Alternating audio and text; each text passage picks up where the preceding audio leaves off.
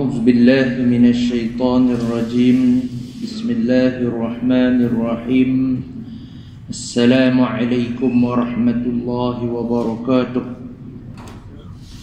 إن الحمد لله نحمده ونستعينه ونستهديه ونستغفره ونؤمن به ونتوكل عليه أشهد أن لا إله إلا الله وحده لا شريك له وأشهد أن سيدنا محمد رسول الله خير نبي أرسله ورحمة وهداية للعالمين بعثه بلغ العلا بكماله كشف الدجى بجماله حسنت جميع خصاله صلوا عليه وآله اللهم صل وسلم وبارك على سيدنا محمد وعلى آله وصحبه صلاة تفتح لنا أبواب الرضا والتيسير وتغلق بها أبواب الشر والتعسير أنت مولانا فنعم المولى ونعم النصير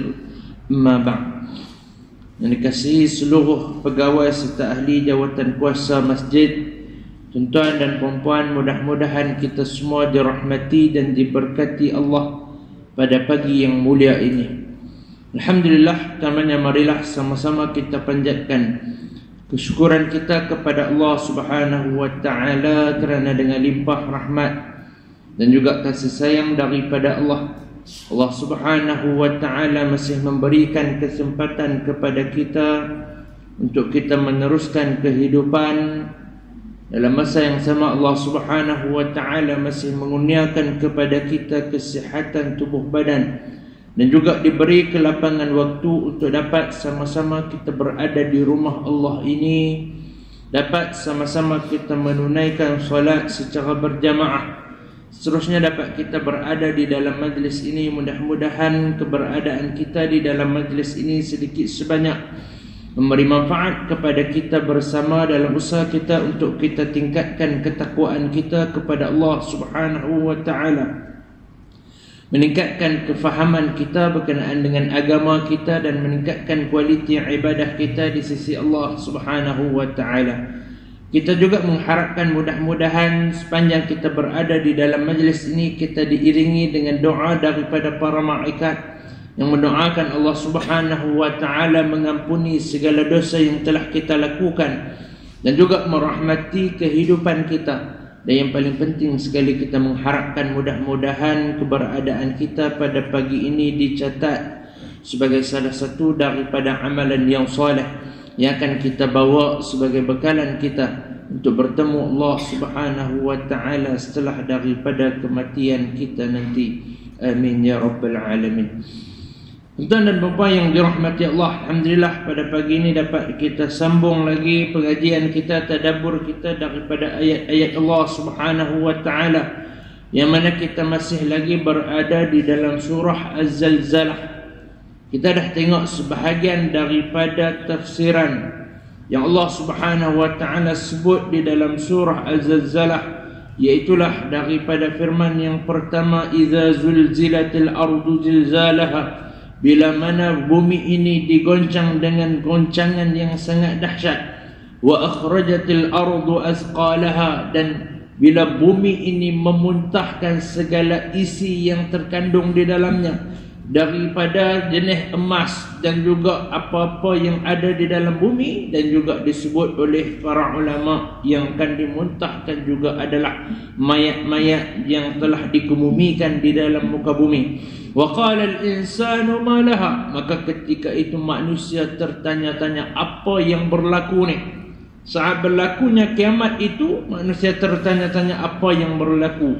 Yauma idzin tuhaddisu akhbaraha, pada bulan yang lepas kita tengok firman Allah Subhanahu wa taala ayat keempat, bila mana Allah menyebutkan berkenaan dengan bumi akan memberitakan berkenaan dengan apa yang berlaku di atasnya. Maksudnya apa? Setiap perbuatan kita ini akan disaksikan oleh bumi dan dia akan bersaksi depan Allah bahawa fulan ini, dia ni telah melakukan sekian pada masa sekian. Bi anna rabbaka awhalaha, dan bumi boleh memberitakan berkenaan dengan kejadian tersebut dengan izin daripada Allah Subhanahu wa taala. Hari ini kita akan tengok sambungan kepada ayat yang kita bahaskan ini, itulah ayat yang ke-6. Bila mana Allah Subhanahu wa taala berfirman, yauma idzin yasdurun nasu ashtatan liyuraw a'malahum. Pada hari itu, kata Allah Subhanahu wa taala, manusia ini keluar secara berkelompok-kelompok. Liyuraw a'malahum, untuk melihat amalan-amalan yang telah mereka lakukan. Kejadian ini berlaku bila disebut berkenaan dengan manusia ini akan dikeluarkan dalam keadaan berkelompok-kelompok. Manusia ini akan keluar dalam keadaan kelompok, iaitulah pada sebahagian yang mengatakan ketika mana mereka keluar daripada kubur. Sebahagian daripada pendapat ulama, kejadian ini bila mana manusia dibangkitkan daripada kuburan mereka keluar itu dah dalam keadaan kelompok-kelompok dah.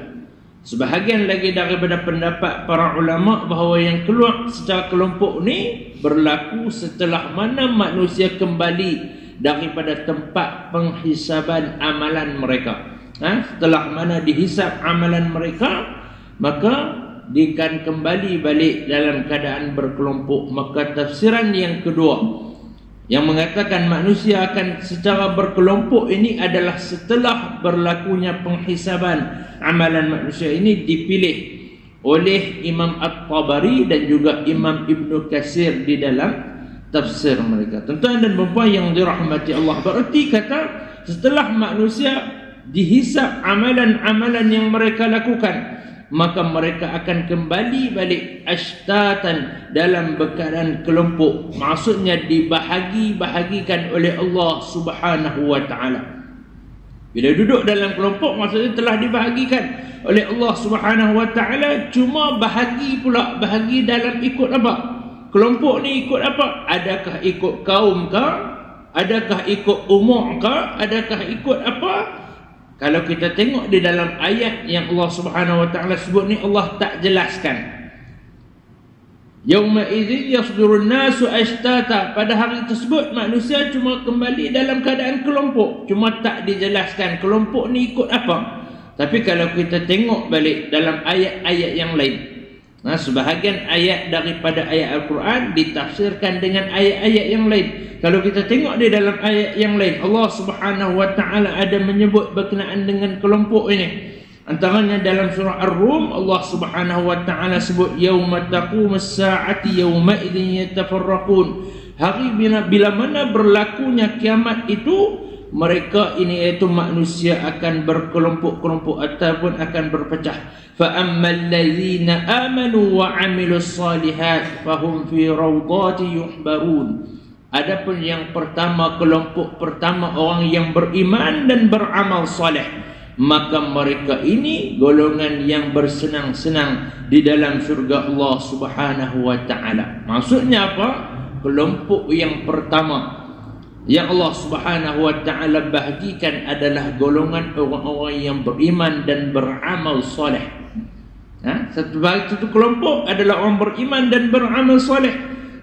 Wa ammal ladzina kafaru wa kazzabu biayatina. Golongan yang kedua pula kata Allah Subhanahu wa taala, kelompok yang kedua adalah golongan yang kafir ataupun golongan yang kufur kepada Allah Subhanahu wa taala, wa kazzabu biayatina, dan tidak percaya, mendustai ayat-ayat Allah Subhanahu wa taala, wa liqa'il akhirah, dan juga mendustai, tidak percaya berkenaan dengan berlakunya hari kiamat. Faulaika fi azabi muhdharun. Mereka ini akan diazab oleh Allah Subhanahu wa taala.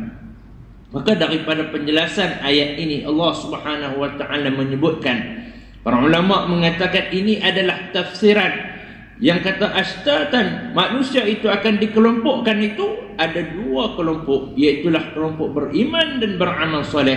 Satu lagi kelompok yang kafir, yang mendustakan ayat-ayat Allah Subhanahu wa taala dan mendustakan hari kiamat.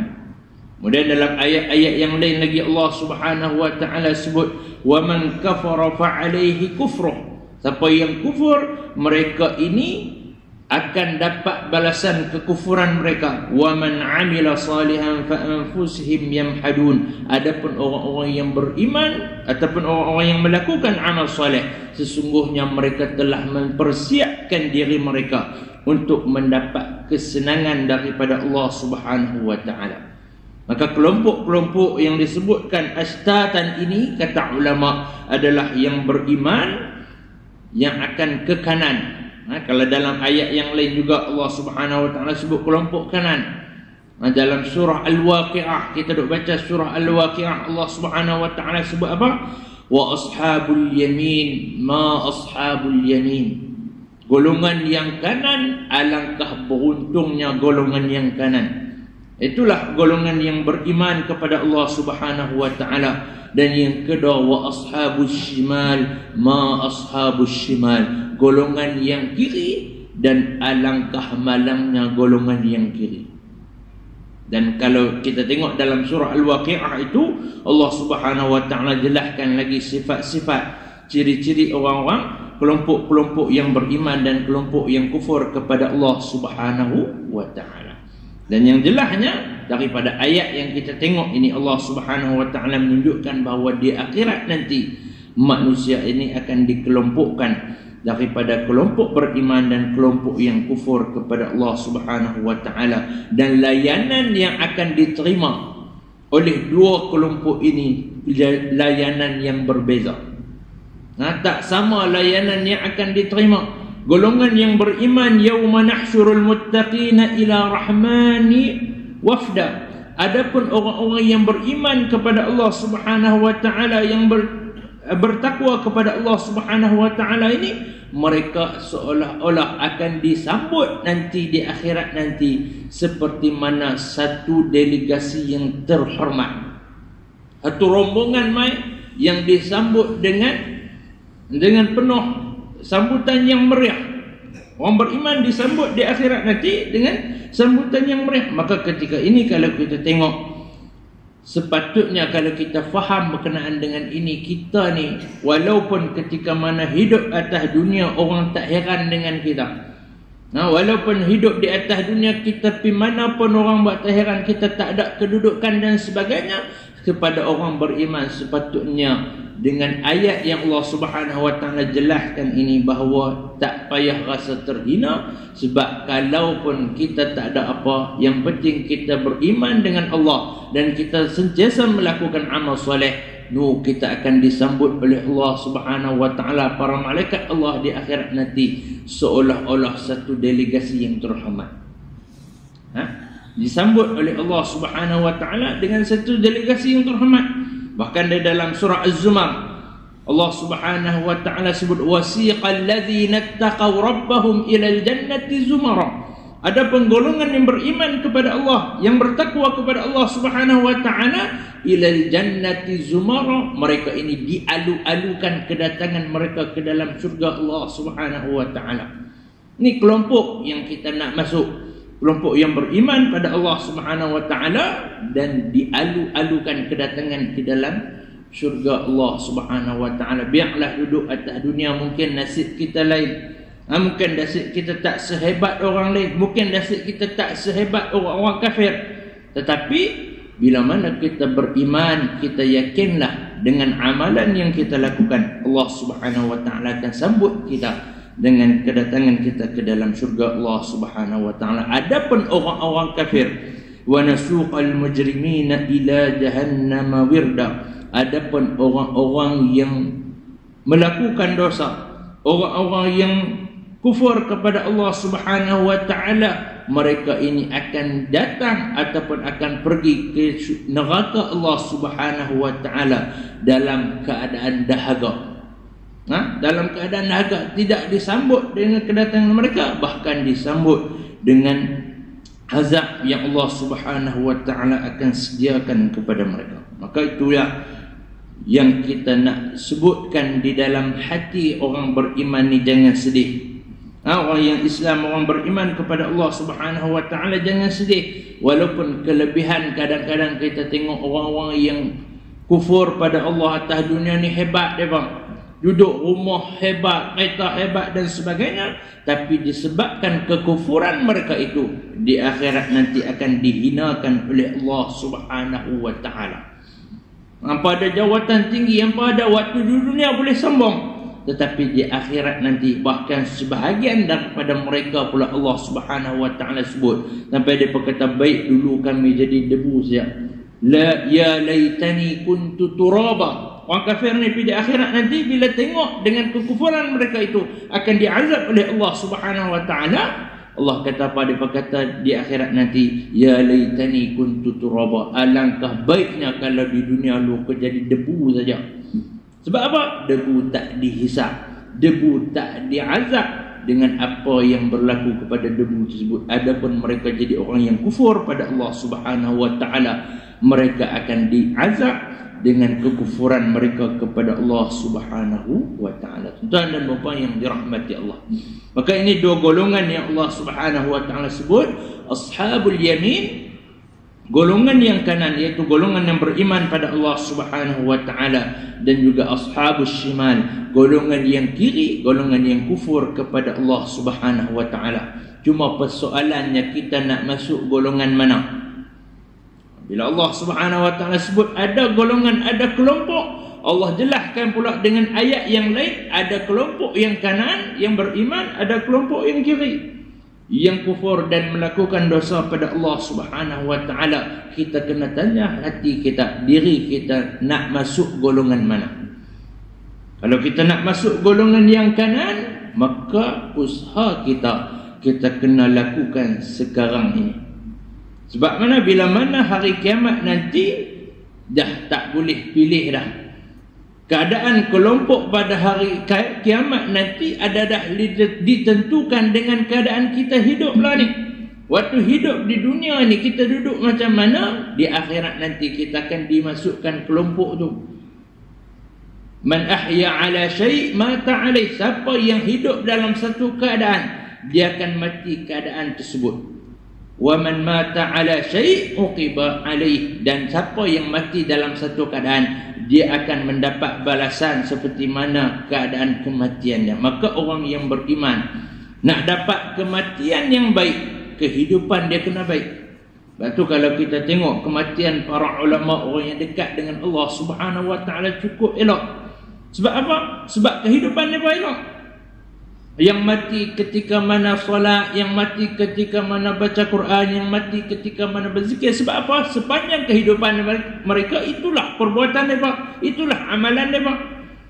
Mereka banyak solat kepada Allah, mereka banyak baca Quran, mereka banyak berzikir. Maka bila dicabut nyawa mereka, maka masih lagi dalam amalan mereka itu, maka ketika itu mereka akan diberi balasan dalam keadaan kematian mereka. Kita ni pasal duk buat benda lain, takut mati dalam keadaan yang lain, dalai kepada Allah Subhanahu wa taala, buat benda-benda yang tak ada faedah dan sebagainya. Takut Allah tarik nyawa kita dalam keadaan kita melakukan benda-benda yang tak sepatutnya dilakukan oleh kita orang beriman pada Allah Subhanahu wa ta'ala. Nak supaya kematian kita dalam keadaan yang baik, kehidupan kena buat kebaikan. Tuan dan puan yang dirahmati Allah, pilih yang baik-baik supaya apa? Kita dapat menentukan kedudukan kita di akhirat nanti dalam kelompok ashabul yamin, golongan yang kanan yang beriman pada Allah Subhanahu wa ta'ala. Golongan ini akan duduk dalam kelompok-kelompok. Manusia ini akan duduk dalam kelompok. Apa tujuan kelompok ini? Sebab apa dibahagikan kelompok ini? Kata Allah Subhanahu wa ta'ala, liyurau a'malahum, supaya mereka ini dapat melihat amalan-amalan yang telah mereka lakukan di atas dunia dulu. Orang yang beriman pada Allah Subhanahu wa ta'ala akan tengok balik seluruh amalan yang dia buat atas dunia. Rupanya tak ada satu pun yang tinggal. Tak ada satu pun kebaikan yang dia lakukan di atas dunia, walaupun kecil kebaikan tersebut, tak ada satu pun yang tertinggal, melainkan semua dicatat, ditulis dan akan diperlihatkan balik kepada dia. Rupanya dia buang satu tek cicak pun ada amalan dia. Rupanya dia baik duduk langkah satu langkah ke masjid, satu langkah itu juga ditulis oleh Allah Subhanahu wa ta'ala, akan diperlihatkan balik. Rupanya hak sekupang dia dermakan tu, sekupang tu pun dia tulis. Maka ketika ini orang yang beriman dia kata nasib baik buat juga walaupun kecil amalan tersebut. Begitu juga orang-orang yang banyak melakukan dosa, banyak melakukan kejahatan ketika hidup atas dunia, dia tengok pula walaupun kecil kejahatan hak dia buat, rupanya ditulis juga. Sebab tu dalam surah Al-Kahfi, orang-orang yang melakukan dosa ni dia akan tengok balik dosa-dosa dia. Dia kata apa? Ma li hadzal kitab, ni kitab apa?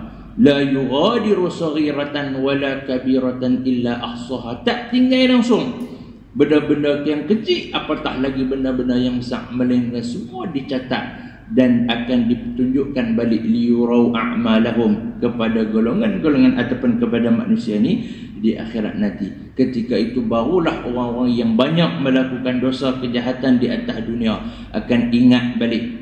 Ingat apa? Ingat nak teringin balik nak buat kebaikan. Yauma idzin yatadzakkarul insan wa anna lahu dzikra. Waktu tu barulah manusia-manusia yang banyak melakukan dosa ketika hidup atas dunia teringat nak buat kebaikan. Tapi alangkah ruginya, wa anna lahu dzikra, tak ada makna dah, tak ada guna lagi dia ingat nak buat kebaikan ketika itu, sebab masa tu bukan lagi masa untuk beramal, melainkan masa untuk dapat balasan daripada apa yang telah mereka amalkan. Tuan dan puan yang dirahmati Allah Subhanahu wa taala, maka nak sedap pun sedaplah ni. Nak sedap tengok balik kebajikan kita, amalan kita, tengoklah ni banyak dah lagi amalan yang kita buat. Cukup dah amalan kita ni nak memasukkan kita kepada ashabul yamin, golongan yang beriman pada Allah, golongan yang kanan. Cukup dah dengan amalan yang kita buat sikit ni, dengan sikit masa yang kita bagi kepada Allah, banyak masa yang kita habiskan dengan dunia kita. Cukup dah memasukkan? Hitung balik diri kita. Hasibu anfusakum, hisablah diri kamu, hitunglah diri kamu qabla an tuhasibu, sebelum kamu dihisab oleh Allah Subhanahu wa taala di akhirat nanti. Sebab bila pergi di akhirat, waktu tu baru nak teringat, tak ada guna lagi kita nak menyelesai ketika waktu tersebut. Tuan dan puan yang dirahmati Allah, tu yang Allah Subhanahu wa taala sebut, yauma idzin yasdurun nasu ashtatan liyurau a'malahum. Pada hari tersebut manusia ini akan dibahagikan dalam kelompok-kelompok ashtata, akan diperlihatkan kepada mereka amalan-amalan yang telah mereka lakukan. Kemudian ayat yang seterusnya daripada ayat surah Az-Zalzalah ini, Allah Subhanahu wa taala sebut, faman ya'mal mithqala dzarratin khairan yarah wa man ya'mal mithqala dzarratin syarran yarah. Dan sesiapa yang melakukan walaupun sebesar zarah kebaikan, dia akan dilihat dan dicatat oleh Allah Subhanahu wa taala dan akan diberi balasan dengan amalan tersebut.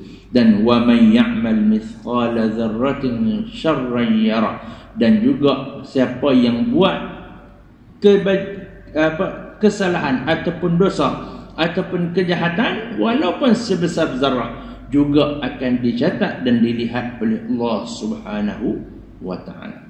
Dua ayat yang terakhir daripada surah Az-Zalzalah ini, Nabi sallallahu alaihi wasallam pernah mensifatkan ataupun menyebutkan sebagai dua ayat ini adalah ayat yang istimewa dan ayat yang lengkap. Nabi pernah cerita bahawa dua ayat ini adalah ayat yang istimewa dan ayat yang lengkap. Dalam satu hadis Nabi sallallahu alaihi wasallam diceritakan kepada kita oleh Adi bin Hatim. Adi bin Hatim kata, satu hari Nabi sallallahu alaihi wasallam duduk dengan kami. Nabi cerita berkenaan dengan kuda yang dipersiapkan untuk berperang fi sabilillah. Kalau seorang ada kuda, dia ada kemampuan dia beli kuda, kuda tu bukan kata bila dia guna pergi perang fi sabilillah saja dia dapat pahala. Setiap perbuatan kuda tu sebelum daripada dia pergi perang pun akan dapat pahala kepada Tuhan dia. Makanan yang dimakan oleh kuda tu kata Nabi akan dapat pahala kepada Tuhan dia. Begitu juga dengan tapak kaki, setiap kali tapak kaki kuda itu melangkah akan dapat pahala kepada Tuhan dia. Bahkan kata Nabi, najis yang keluar daripada kuda yang dipersiapkan untuk perang fisabilillah ni juga akan memberi pahala kepada Tuhan dia. Sedangkan belum lagi bawa pergi perang, tapi dah tujuan dia pelihara ataupun bela kuda tu untuk nak pergi perang, maka akan dapat pahala semuanya kepada tuannya. Bila Nabi sebut berkenaan dengan kuda, kuda ni harga dia mahal. Kuda ni harga dia mahal. Bila mahal kuda ni, apa kita kata, tak semua sahabat-sahabat yang mampu untuk beli kuda, pelihara kuda, persiapkan untuk peperangan fisabilillah. Maka ada sahabat yang kurang berkemampuan, mereka bertanya kepada Rasulullah, wahai Rasulullah, kalau keldai macam mana keldai? Keldai ni murah sikit. Kalau tak boleh beli kuda, siapkan kuda. Kalau keldai, kami beli keldai untuk siapkan perang fisabilillah. Macam mana pula wahai Rasulullah? Rasulullah kata apa? Ma unzila alayya fi humurin syai'un. Tak turun pula ayat kepadaku yang khusus berkenaan dengan keldai. Illa hazihil ayatil alfazal jami'. Melainkan ayat yang satu ini, ataupun ayat ini yang mana istimewa, cukup istimewa dan cukup lengkap. Kemudian Nabi SAW membacakan dua firman yang terakhir daripada surah Az-Zalzalah ini. Kata Nabi SAW, فَمَنْ يَعْمَلْ مِثْقَالَ ذَرَّةٍ خَيْرًا يَرَهُ وَمَنْ يَعْمَلْ مِثْقَالَ ذَرَّةٍ شَرًّا يَرَهُ. Siapa yang buat kebaikan walaupun sikit akan dilihat oleh Allah Subhanahu wa taala. Kemudian siapa yang buat keburukan, kejahatan walaupun sikit akan dilihat oleh Allah Subhanahu wa taala. Jadi maksud Nabi kata apa? Walaupun keldai, tapi dengan niat kebaikan yang kita nak lakukan itu akan dapat pahala di sisi Allah Subhanahu wa taala. Sama juga dengan kita. Kita tak ada ke? Kuda pun tak ada lah ni. Keldai pun tak ada. Kenderaan hak kita beli dipersiapkan untuk ke jalan Allah, dipersiapkan untuk pergi tempat-tempat yang baik, ke majlis ilmu, untuk datang ke masjid, untuk berjemaah dan sebagainya.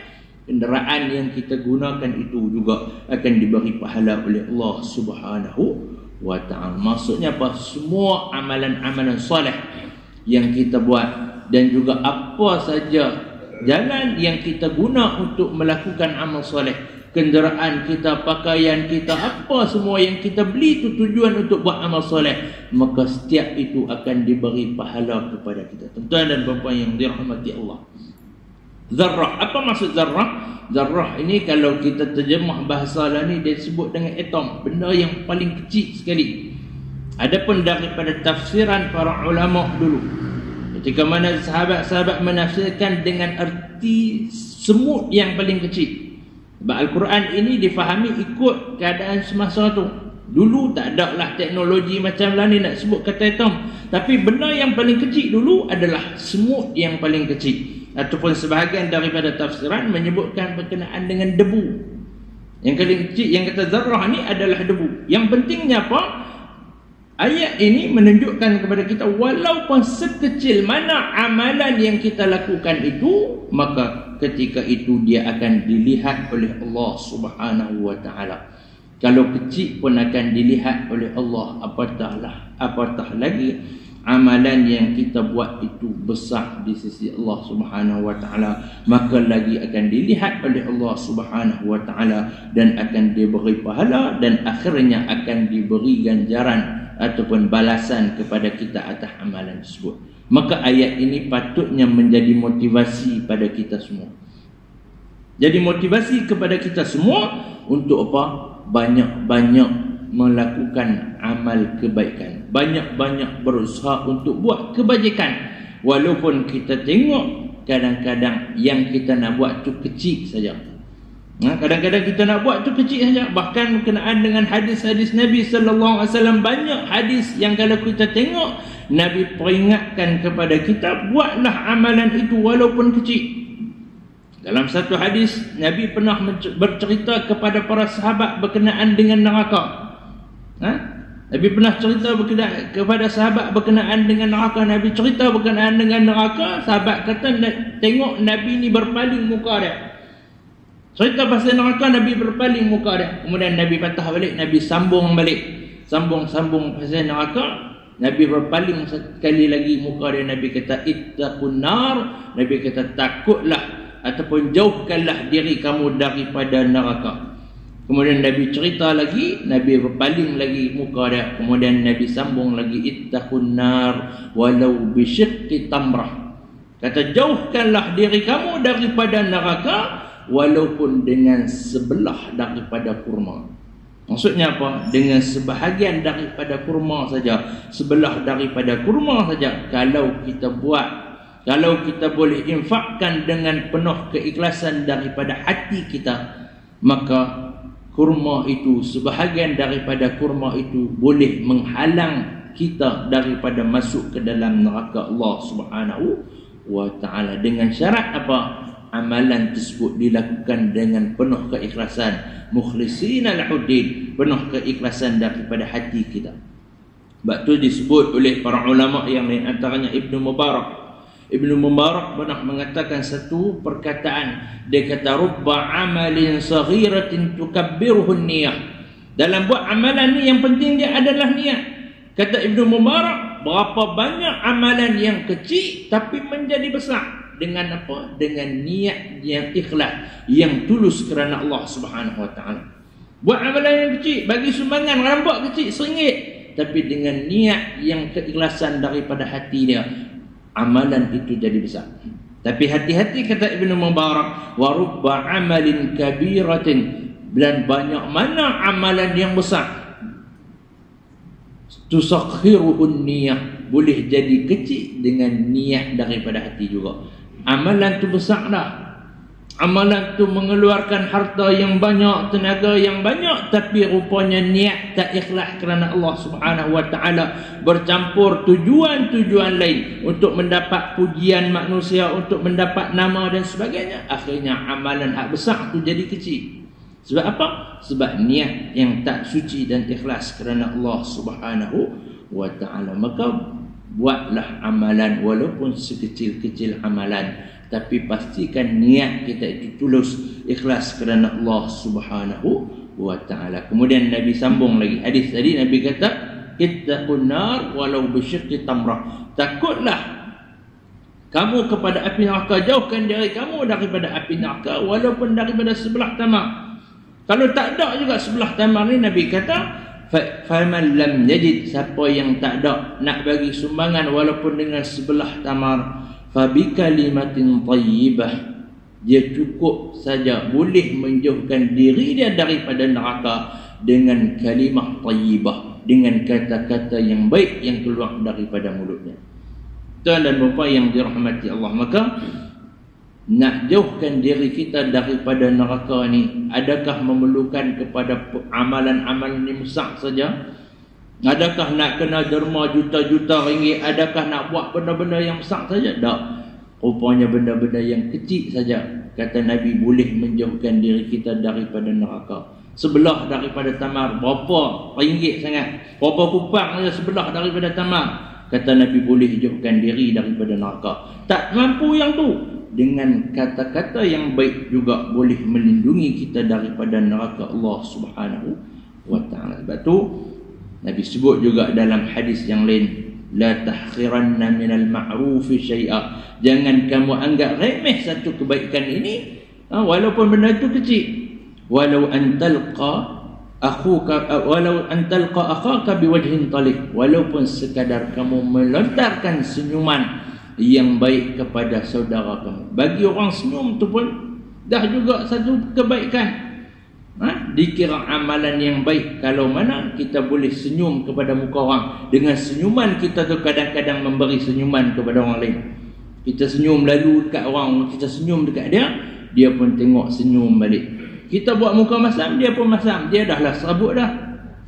Kita buat muka masam, dia kata Allah, semua muka masam ni, dia pun kuih serabut lagi tu. Kita senyum kepada dia, dia pun rasa tenang balik. Maka ketika itu dah beri kebaikan kepada orang lain, bagi kemanfaat kepada orang lain dengan senyuman yang kita lakukan. Tentu ada lupa yang dirahmati Allah. Sebab tu antara benda yang kita nak kena ubah, kadang-kadang ada orang cakap benda nak buat satu amalan tu, dia kata Benda ni sunat saja, tak payah buat tak apa. Itu banyak orang kita dengar banyak. Ni sunat saja ni tak kena buat. Sebenarnya kita kena ubah. Sunat ni tak ada saja.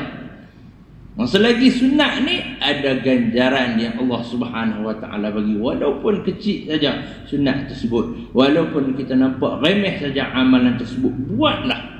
Kita tak tahu amalan mana hak betul-betul kita nak ikhlas, amalan mana yang betul-betul boleh menyebabkan kita jauh daripada neraka Allah Subhanahu wa Ta'ala. Tuan-tuan dan puan yang dirahmati Allah, dan ayat yang terakhir, wa may ya'mal mithqala dzarratin syarran yarah. Begitu juga kalau kebaikan yang kecil yang kita buat, Allah Subhanahu wa Ta'ala akan lihat.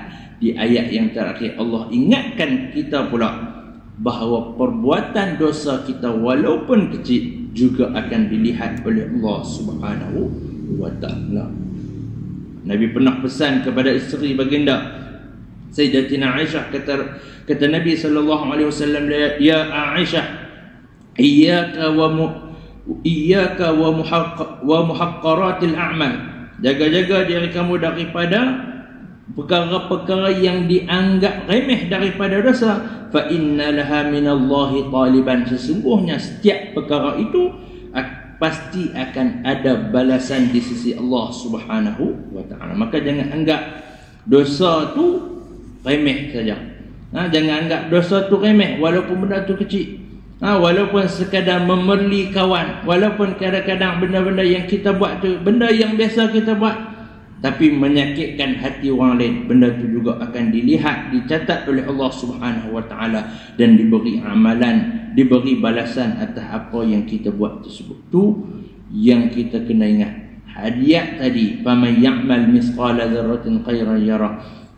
Ayat itu bagi motivasi untuk kita buat amalan walaupun kecil amalan. Ayat yang kedua ini memberi peringatan kepada jangan cuba-cuba buat dosa walaupun dosa kecil. Sebab apa?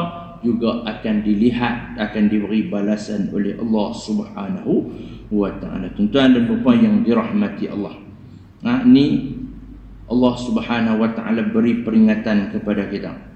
Yang kita nak kena ingat berkenaan dengan kebaikan, usahalah untuk buat. Dosa jauhkanlah untuk buat. Dan juga kalau kita tengok daripada apa yang disebutkan oleh Allah tadi, untungnya orang yang beriman pada Allah Subhanahu wa Ta'ala. Sebab daripada ayat ini juga ulama menafsirkan, adakah setiap daripada amalan kebajikan yang dilakukan oleh manusia tadi semua akan dihitung oleh Allah Subhanahu wa Ta'ala? Kata para ulama, tak semua akan dihitung. Yang dihitung kebaikan ni walaupun kecil adalah kebaikan orang-orang yang beriman pada Allah. Adapun orang yang kufur pada Allah Subhanahu wa Ta'ala, mereka cuma dapat balasan kebaikan yang mereka lakukan waktu atas dunia saja. Mereka buat kebaikan, mereka bagi sumbangan, mereka buat apa atas dunia ni, Allah bagi makan kepada mereka, Allah bagi nikmat kepada mereka atas dunia. Adapun orang beriman dengan kebaikan yang mereka lakukan, maka ketika itu mereka akan diberi kebaikan di dunia dan juga di akhirat. Maksudnya apa?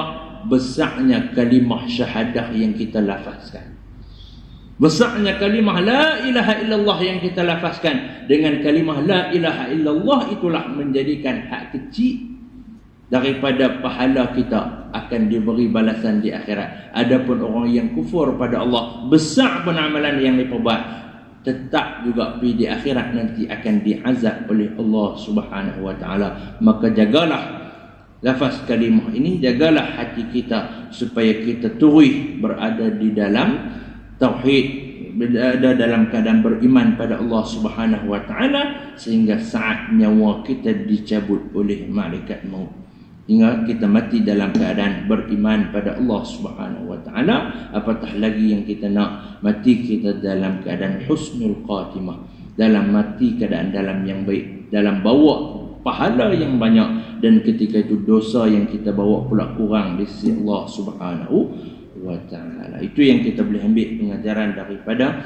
surah Az-Zalzalah ini. Mudah-mudahan ada manfaat kepada kita bersama. Mudah-mudahan setiap kali kita baca surah ini, sikit sebanyak kita memahami apa yang Allah Subhanahu wa Ta'ala sebut kepada kita dalam surah ini, dan juga kita boleh menterjemahkan apa yang dikehendaki oleh Allah Subhanahu wa taala dalam perbuatan seharian kita. Nanti kita akan masuk pula berikutnya surah yang berikutnya, surah Al-Adiyat. Cerita berkenaan dengan kuda, kita sebut tadi, kuda yang dipersiapkan untuk peperangan. Yang baik itu daripada Allah Subhanahu wa taala. Kekurangan dan kelemahan daripada diri saya sendiri, ada kekasaran bahasa, kesilapan fakta, kepada Allah Subhanahu wa taala saya memohon keampunan. Kepada tuan-tuan dan puan-puan saya memohon kemaafan. Aqulu qawli hadza wa astaghfirullah al-azim li wa lakum. Wassalamualaikum warahmatullahi wabarakatuh.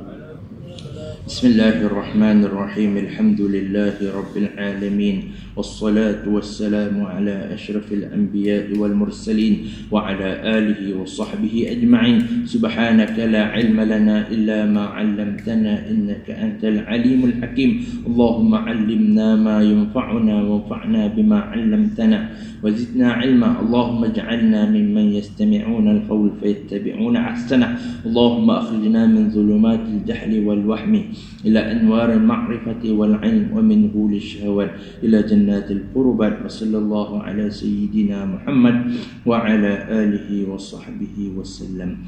Walhamdulillahi rabbil alamin.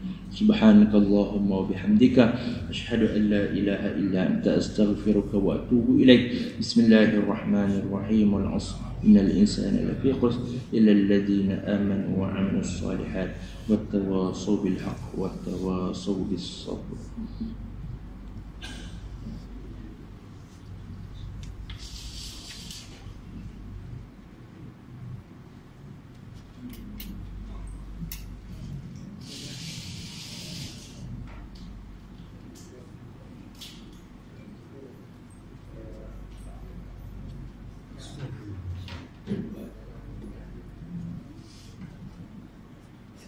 Senyum kan?